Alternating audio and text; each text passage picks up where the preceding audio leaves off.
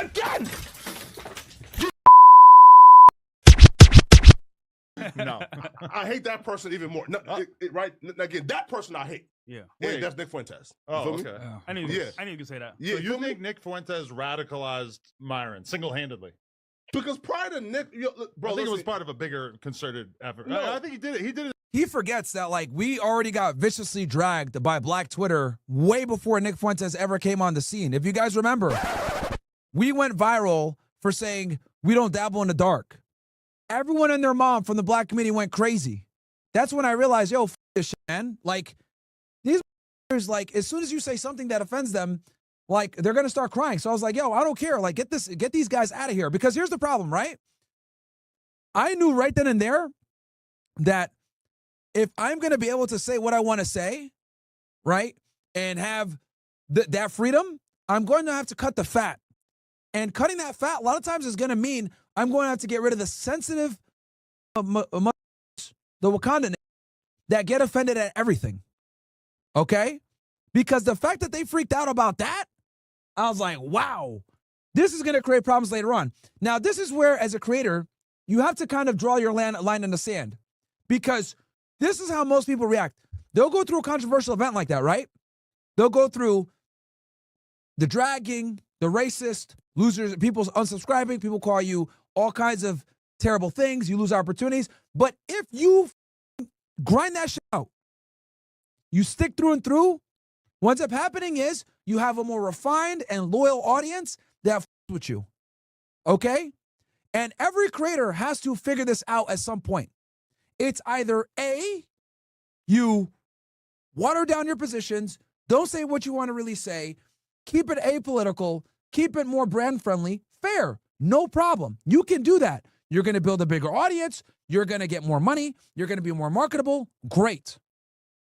But if one controversy happens, if someone catches you slipping up saying, if somebody catches you up saying something about women, if somebody catches you, gets some old footage resurfaces of you saying some shit, your career is finito. So I said, you know what?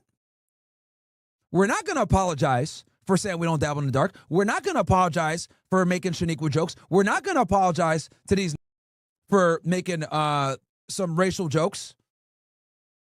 Because quite frankly, these are the type of people that would be offended at anything we do. We don't want you on our audience anyway. I'd rather be authentic with a smaller audience than be inauthentic with a bigger audience where I'm stepping on eggshells everywhere I go. And I'll be very honest and blunt with you guys. When you have a mostly black audience, they're extremely sensitive. They are. This is why when you look at like hip-hop commentators, especially ones that aren't black, they're extremely sensitive with what they say. You got people like Rosenberg, right? Getting called out for being a culture vulture, all this other shit, right? Oh, you're a culture vulture, whatever. I don't really give a fuck if he's a culture vulture or not. But the point I'm trying to make is, anytime you're not black and you excel in a black lane, they're going to come at you and call you a culture vulture. They're going to come in and say, you stole our shit, blah, blah, blah. They're sensitive. You can help them out. You could do all types of shit, and they're going to still find something to bitch about. So these aren't people that you want to be your fans anyway. And then if you're a black guy, they're going to hate on you no matter what. And if you say one thing that they don't like, they go crazy. Look at Kevin Hart right now. You make a joke that might come off as racist, lose their mind. Get the fuck out of here with that. So I made a decision early on, 2021. I'm not bound for these. I'm not bound for these. I'd rather be able to say what I want to say and not give a fuck than constantly have to, oh God, I don't know if I can say this. Oh God, I don't know. Oh, I'm going to piss off the black community. Get the fuck out of here with that, bro. I don't give a fuck what these niggas. I don't care. I talk about everybody. It just so happens that they tend to be the most sensitive and the most violent about that shit. So anyway, let's keep going here. Because he comes in and says that Nick Fuentes radicalized us or whatever. That's not true. That's not true. I take accountability. I was already radical on that shit.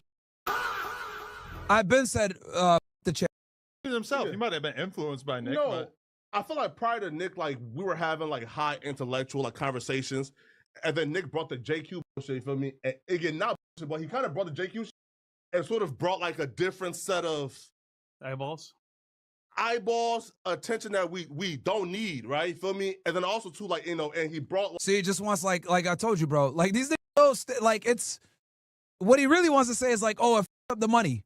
like his co-fan base and the alt-right sort of, you feel me? So like I feel like once you mix the alt-right into kind of like the red pill shit, it's sort of hard to distinguish between, yo, we're not like them.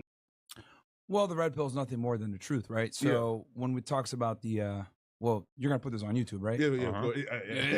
Whatever you want to say. Because I don't know how far you guys. Yeah, I'm very as you guys can see, I'm trying to be cordial. When I go on other people's platforms, I'm always very sensitive to, you know, their limits, right? I don't want to start going crazy, you know, HH on someone else's platform. I always ask that. No, that's true. Because this is obviously a topic that could get problematic, but I'll give you guys a sanitized version. Okay. When we talk about this topic, them boys, right? Sure. I'll call it that for the purpose of this podcast because we're going to be on YouTube.